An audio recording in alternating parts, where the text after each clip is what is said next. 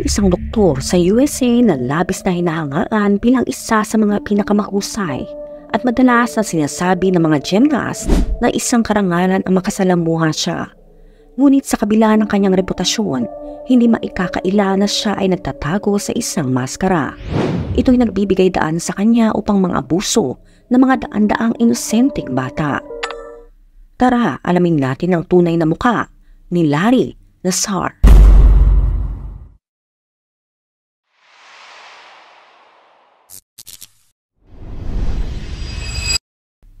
Ang pang-aabuso sa gymnastics ay naiulat sa iba't ibang anyo tulad ng pisikal, emosyonal at sexual na pang-aabuso.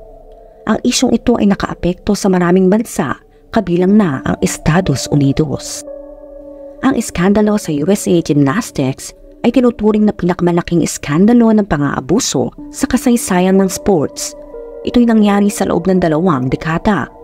Mula noong 1990, daan-daang gymnast, karamihan ay menor de edad, ang nagsabi na inabuso sila mula sa mga coach, may-ari ng gym, at iba pang staff sa mga gymnastics program, kabilang na ang USA Gymnastics o USAG at ang Michigan State University or MSU. Isa pangunahing tauhan sa gulo na ito ay si Larry Nassar, na may totoong pangalan na Lawrence Gerard Nassar. Isa siyang Lebanese-American. Pinanganak siya sa Farmington Hills, Michigan noong August 16, 1963. Noong 1978, nagsimula siyang magtrabaho bilang student athletic trainer. Ito'y para sa women's gymnastics team sa North Farmington High School. Ito'y sa edad niya na 15 years old. Siya ay nirekomenda ng kanyang nakakatandang kapatid na si Mike na isang athletic trainer sa paaralan. Nagtapos siya sa North Farmington High School noong 1981.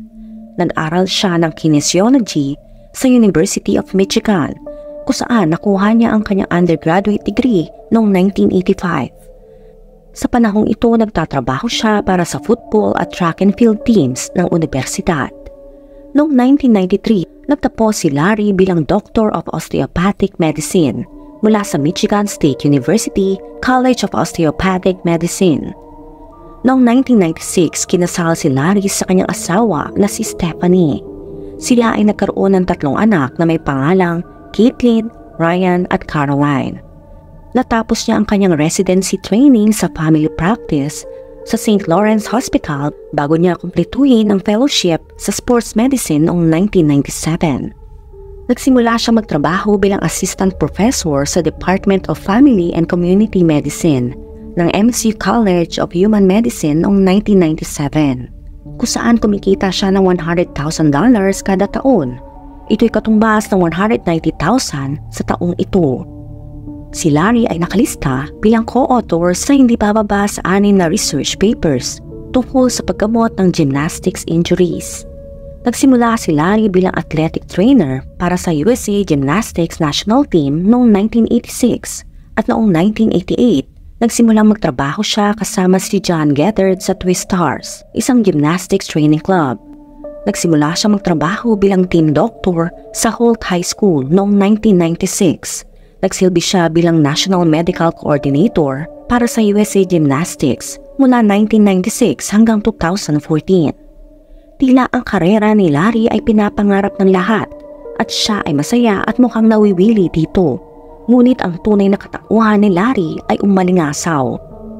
Isang araw nagsasabi ang mga babaeng atleta na nagreklamo sila sa mga otoridad kasama ang iba't ibang empleyado ng Michigan State University. Nireklamo nila ang pag-uugali ni Larry mula pa noong 1997 na may ilang atleta na nagsasabi ang pang-aabuso ay naganap pa noong 1994. Ngunit hindi kumilos ang USA Gymnastics laban sa kanya hanggang sa dumating ang 2015. Ayon sa mga dokumento ng korte at panayam, inireport nila Maggie Nichols at ang kanyang coach na si Sarah Jancy, si Larry, sa mga opisyal ng USA Gymnastics noong July 17, 2015. Matapos marinig ng coach na pinag-usapan ni Nichols at isang gymnast ang tungkol sa pag-uugali ni Larry. Noong September 2016, hininto ng USA Gymnastics ang ugnayan kay Larry matapos malaman ang mga problema ng atleta. Noong September 20, 2016, iniulat ng The Indianapolis Star na sina Rachel Den Hollander at isang dating gymnast ay nagsabing nagkaroon ng pang-aabuso si Larry sa kanila. Ito'y matapos na mailipat mula sa kanyang clinical at teaching duties noong Agosto. Tinanggal naman agad si Larry sa Michigan State University noong September 20, 2016. Dito ay hindi pa natapos ang lahat, bagkus nadagdagan pa ang mga reklamo kay Larry. Ito'y noong February 2017. Tatlong dating gymnast, sina Jeanette Antolin, Jessica Howard at Jamie Dancher ang nagbigay ng panayam sa isang palabas na kung saan sinabi nilang inabuso sila ni Larry. Nagsabi rin sila ng mga pang-aabuso sa National Team Training Camps na pinamumunuan nila Bella at Marta Carolyi sa Carolyi Ranch malapit sa Huntsville, Texas ay nagbigay kay Larry ng pagkakataon na samantalahin ng mga gymnasts at ito'y nagbigay sa kanila ng matinding takot na magsalita tungkol sa pang-aabuso ni Larry. Humarap sa korte si Larry noong May 2017. Dito nagsalita ang isa sa kanyang biktima na si Rachel Den Hollander, isa sa mga unang babae na nag-akusa kay Larry ng publiko, na siya ay inabuso ni Larry sa 5 doctor's visit noong taong 2000 nang siya ay 15 years old lamang. Noong May 2017 sa mga victim impact statements sa pre-trial hearings, sentencing at mga panayam, marami pang biktima ang lumitaw. Sila ay naglarawan sa modus operandi ni Larry. Sabi nila, matapos niya makuha ang tiwala ng babae, ay kinakaibigan niya ito. Pagkatapos ay nilalagay niya ang kanyang mga daliri na walang guwantes sa masela na bahagi ng babae habang siya ay nasa physical therapy. Sinasabi niyang ito'y normal lang na therapy para maalis ang mga sakit. Sa ilang pagkakataon may mga magulang pa na nasa kwarto. Ngunit dahil doktor si Larry ay naniwala sila pero hindi nila alam ang tunay na nangyayari.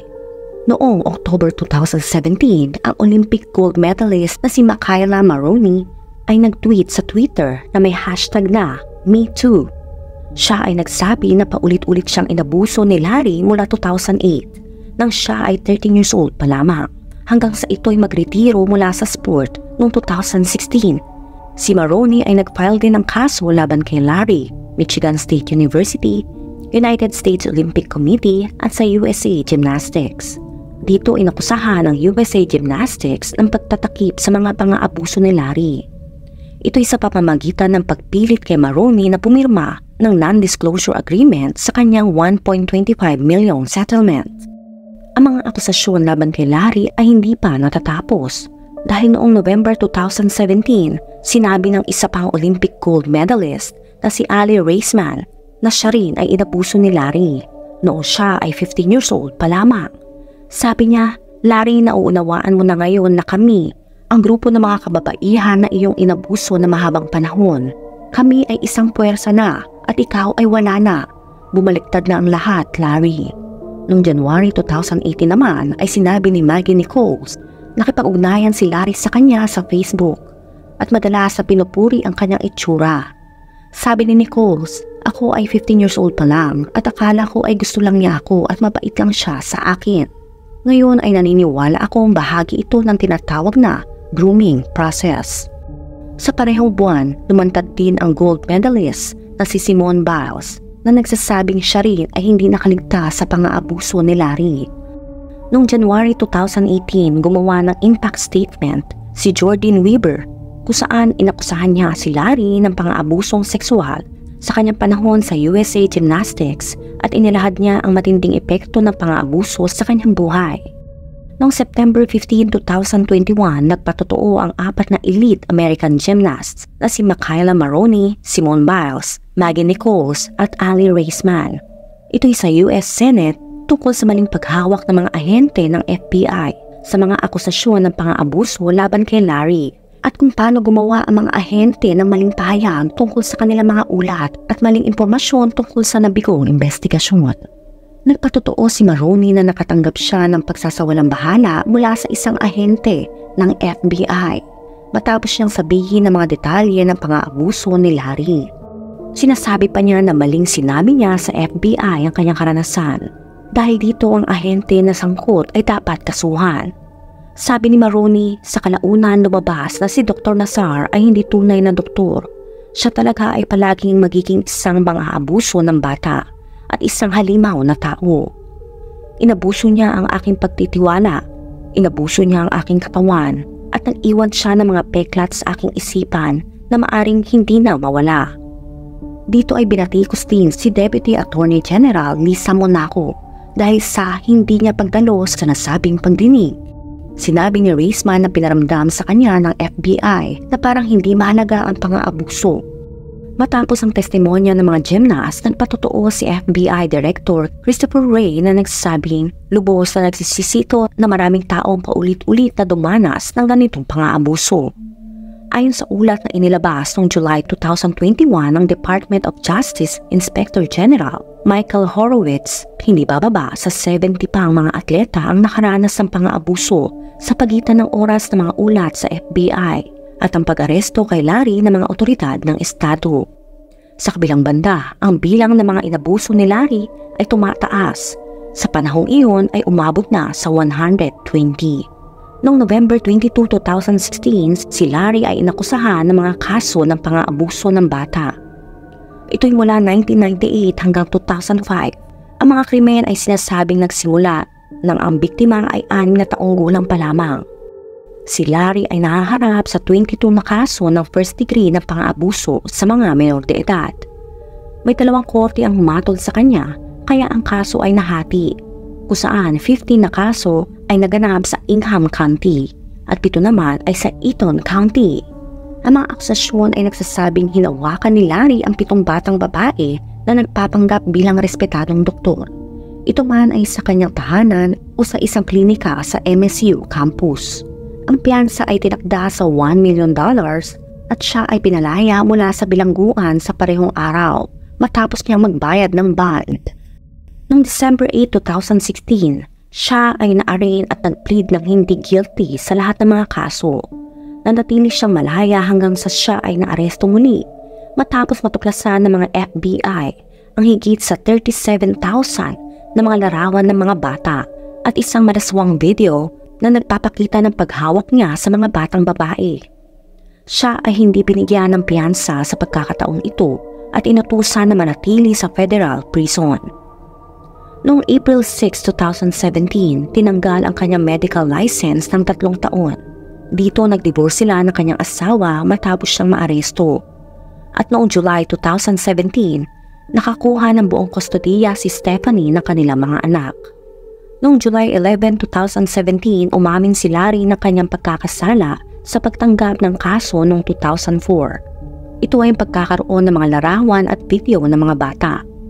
Siya ay nagmamay-ari ng mga ito mula 2004 hanggang 2016.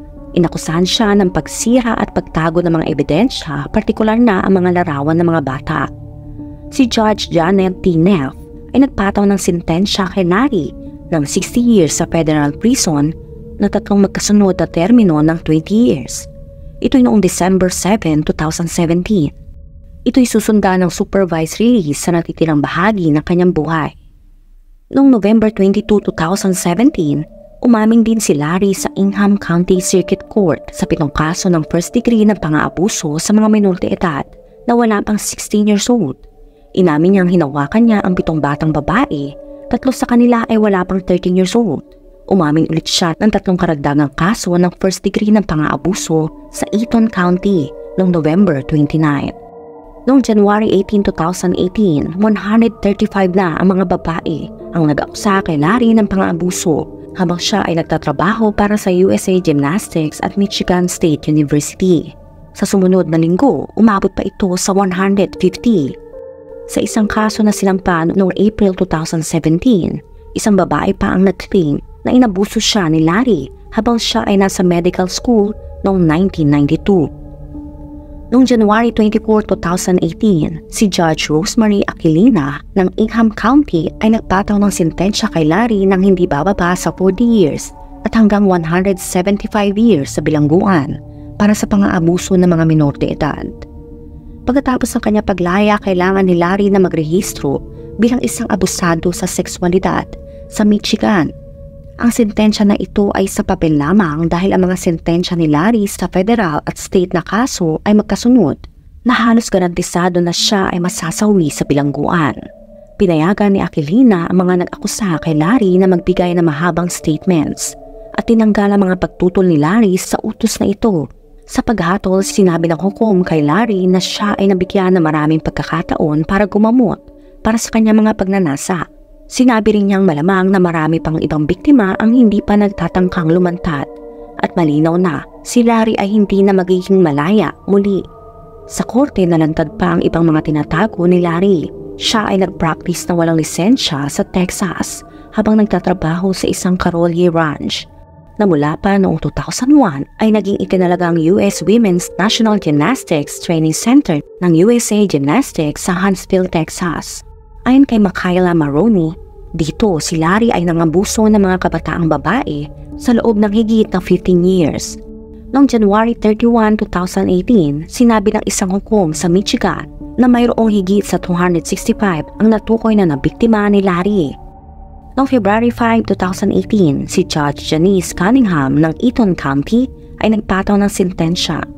Ang Michigan State University na inakusahan din ng pagkakawala ng pagkakataon na pigilan sana si Larry sa loob ng maraming taon ay pumayag na magbayad ng $500 million sa higit sa 300 na kababaihan at kabataan na inabuso niya. Ang USA Gymnastics at Paralympic Committee naman ay nagsettle ng $380 million. Humingi ng tawad si Larry para sa kanyang mga taon ng pang-aabuso. Sinasabi na ang matinding epekto ng mga pahayag ng kanyang mga biktima ay hindi sasapat kumpara sa pagdurusa na kanyang dinulot sa kanila. Sa kabila nito, sinabi ni Cunningham na si Larry ay nasa denial stage pa rin tungkol sa kanyang mga krimen. Ang sentensya sa Eaton County ay tatakbo ng sabay sa sentensya ng Ingham County. Ang mga sentensya ni Larry sa estado ay magsisimula pagkatapos ng kanyang iba pang kaso. Inutusan ni Judge Janet T. Neff na ang anumang sentensya sa estado ay tatakbo ng sunod-sunod sa federal sentence. Si Larry ay nakulong sa Eaton County Jail at sa Federal Detention Center sa Federal Correction Institution, Milan sa Michigan. Noong February 2018, siya ay nilipat sa United States Penitentiary Tucson o USP. Ito ay sa Arizona. Ayon sa kanyang mga abogado, si Larry ay inatake nang ilagay siya sa general population sa USP Tucson at isang investigasyon ang nagtakda na hindi siya ligtas na makulong sa Tucson. Kaya noong August 2018, siya ay nailipat sa Federal Transfer Center sa Oklahoma City, Oklahoma. At pagkatapos ay sa United States Penitentiary Command sa Florida.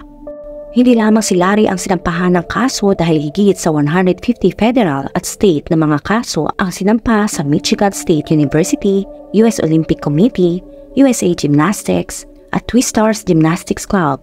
Ang buong 18 na miyembrong board ng USA Gymnastics kasama si Steve Penny ay nagbitiw sa posisyon.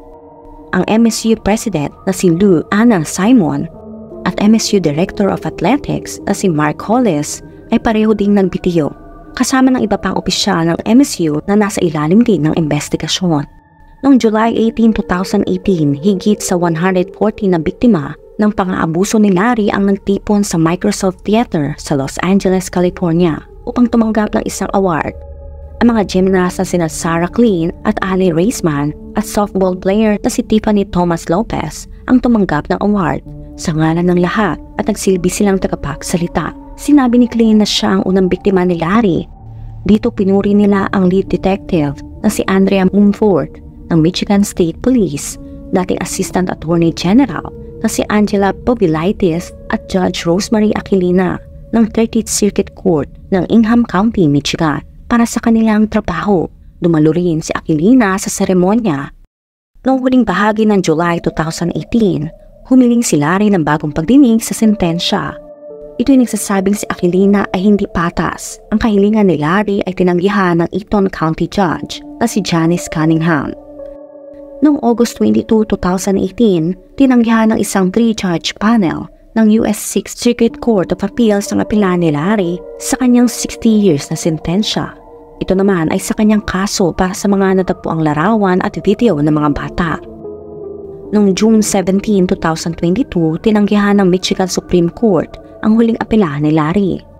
Noong July 9, 2023, si Larry ay inatake ng 10 beses sa USP Coleman Ang insidente ay sinasabing pinangunahan na malaswang pahayag ni Larry habang nanonood ng 2023 Wimbledon Championships. Ang mga pag-atake kay Larry ay nagresulta ng paghina ng kanyang katawan. 4 na iba pang mga inmate ang pumigil sa salarin at ang mga gwardya sa bilangguan ay nagbigay ng first aid sa kanya. Matapos gamutin sa isang kalapit na ospital, siya ay nailipat sa Federal Correctional Institution. Ito ay sa Lewisburg, isang medium security na bilangguan sa Pennsylvania.